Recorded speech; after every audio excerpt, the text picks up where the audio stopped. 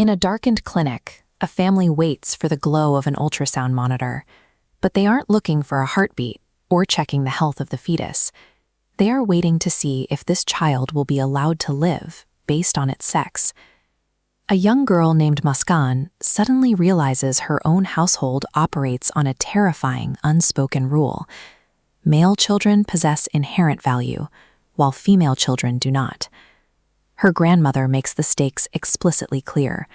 If the medical report shows the child in her mother's womb is a girl, the pregnancy must be aborted.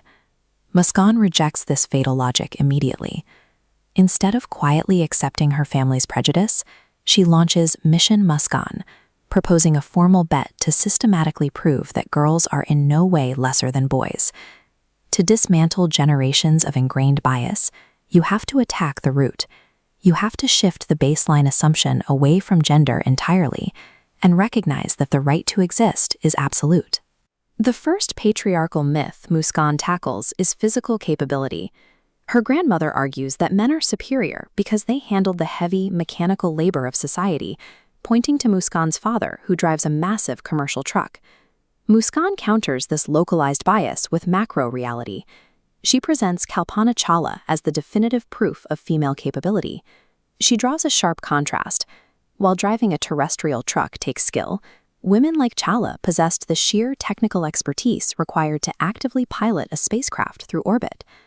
Muskan's mother adds the economic concept of invisible labor to the argument. She points out that while her husband earns the wages to buy their bread, she holds the vital, practical knowledge of exactly how to bake it. Societal survival relies on this exact symbiotic partnership.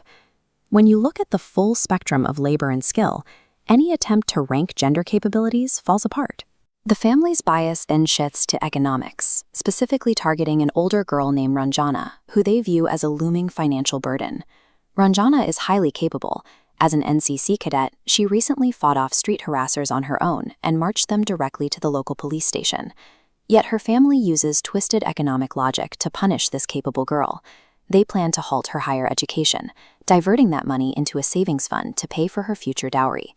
This animated scale illustrates exactly how that illegal tradition creates a self-fulfilling prophecy. The massive expected sunk cost of a dowry weighs down the family's finances, forcibly stripping away the high lifetime return on investment of Ranjana's education. A young woman's status as a financial liability is entirely manufactured. It is an artificial economic handicap imposed by outdated patriarchal traditions. When the logistical arguments fail, the family retreats to an abstract anxiety. If they don't have a boy, who will carry the family lineage and name forward? That genetic anxiety crashes into concrete achievement when Muskan school calls with major news. She has just been selected to compete in a national-level singing competition. Her principal explicitly tells the parents that Muskan, their daughter, is the one who will elevate the school's reputation and make their family's name famous across the entire country. Honor and legacy are built on individual talent and character. They have absolutely nothing to do with a Y chromosome. This demographic pyramid illustrates the logical end of the grandmother's bias. Sarita connects her domestic experience to this wider reality, arguing that just as a household needs both partners to function, a society that systematically eliminates girls will eventually collapse under its own weight. We see the impact of this realization as the pyramid balances out. The parents refuse to look at the sex on the medical report, choosing instead to prioritize the health of the child over its gender. They then take active responsibility for their community, directly threatening to report the doctor to the police for running an illegal sex determination business. Facing this unified front, the grandmother officially concedes the bet. She looks at Muskan and acknowledges the reality. A boy and a girl are entirely equal. A medical refusal stops a single procedure, but only a cultural refusal ends the bias. True equality depends on the active, daily rejection of every myth used to devalue a human life.